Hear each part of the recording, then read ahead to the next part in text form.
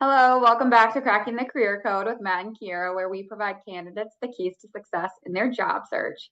Today, we are actually going to talk about incentivizing employees to come back into the office and some different things that we've seen in order to get employees to come back in and incentivize them. So, Matt, Yeah, why don't you just start us off with what you've seen and heard? sure.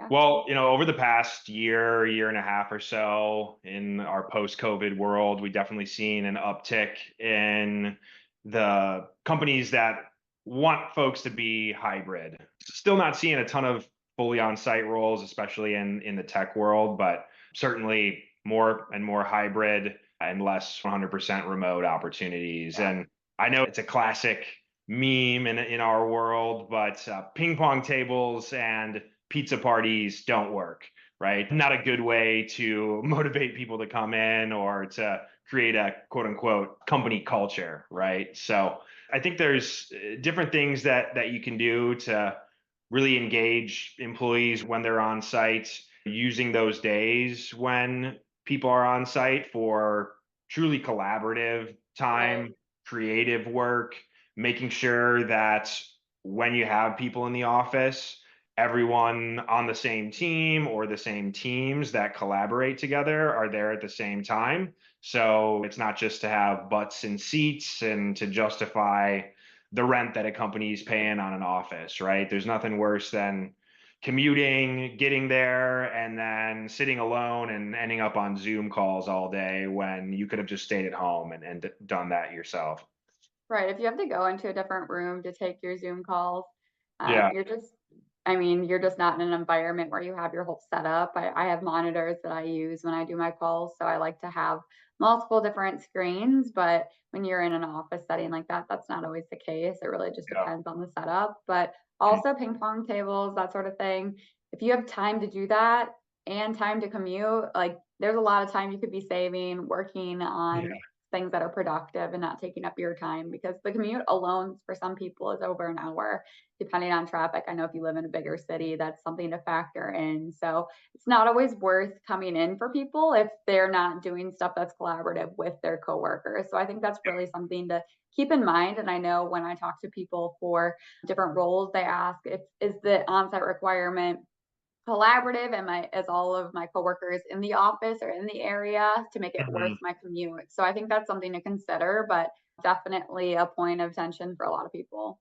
Yeah, and I think one thing that I found when people are going back into an office or when I'm talking with friends and family that maybe were 100% remote during COVID for the first time, and then now they're Mhm. trickling back into the office. Like a lot of companies will have events or Right. cater lunch or have happy hours, kind of depending on the workplace culture. But Mhm. what I find when I'm talking candidly with those people is every once in a while, that's great. People want to, Right. socialize with their coworkers, talk about non-work related things. But I think more often than not, people would rather go home early and be Right. with their own friends and family than hang out with their coworkers, right? So I think it's important to have some of those events, but it's not gonna do the most in bringing people back. More PTO or a culture that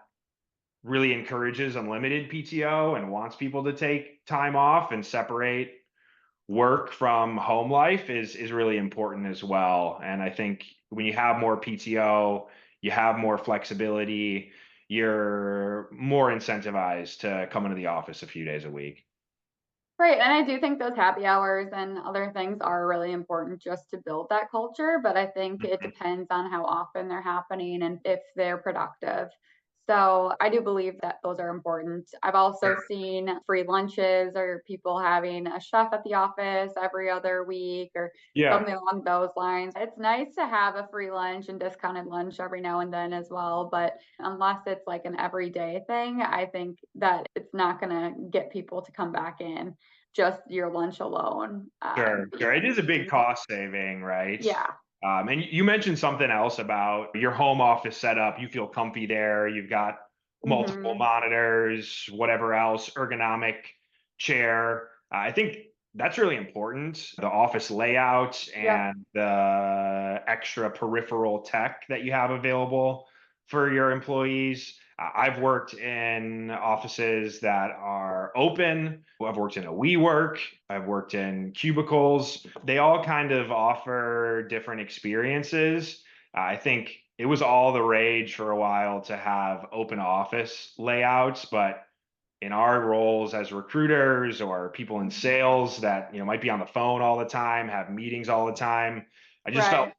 sitting at my desk and being on the phone. I'm also have a pretty loud voice. I ended up disturbing people next to me, and then I was in a phone room for most of the day. So I think it's really important to have different types of spaces within the office that can be utilized for different employees with different job Right. functions, right?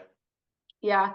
And then there's another thing to factor in. Is there a travel stipend? I know some people are commuting 40 plus minutes one way and that can get costly. So something Yep. to consider is, are you giving your employees parking compensated, or is there free parking? I know those are big factors because that can add up quickly. If you're paying Yeah. $20 a day to park, that can be a big piece. I've I've worked at companies that also have a pre-tax flexible spending account Okay. benefit. So even if your transit or your parking isn't covered completely, you can allocate a certain amount of money from your paychecks to go into an account pre-tax, which adds up over a year. There's some big savings on that when you don't have to pay taxes on your Metric card or your parking that you have to pay for at the office.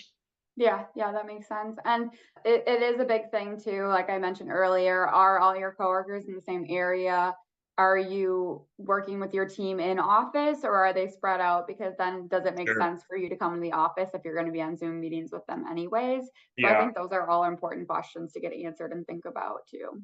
Yeah, and I've also seen some setups where maybe someone lives pretty far away, 2+ hours. Maybe they have to fly into the main office. And I've seen some companies where they're flexible, where maybe once a month, once a quarter, that person comes in and they work a whole week in the office to satisfy the hybrid requirements. So, I would encourage employers to get a little creative with it, especially on tough to fill searches, niche talents. Maybe you want a certain type of candidates in an area where there's a limited candidate pool. You got to get creative to incentivize people to come in.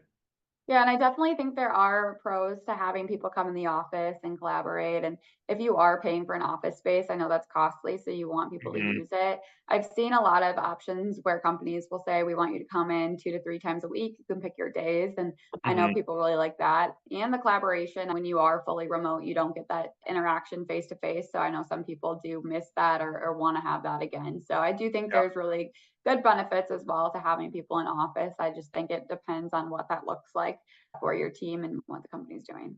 Yeah, and even for learning opportunities, it's really helpful to be Yeah, in absolutely. person, learn through osmosis, hear how other people handle situations in real time. You can ask Mhm. them questions. You lose a little bit of that in a fully remote. Yeah, absolutely. Well, thank you so much for joining us today on Cracking the Career Code. Go check out talentinsights.hirewell.com for more content and follow us on LinkedIn if you are not already. Thanks. Thanks, everyone.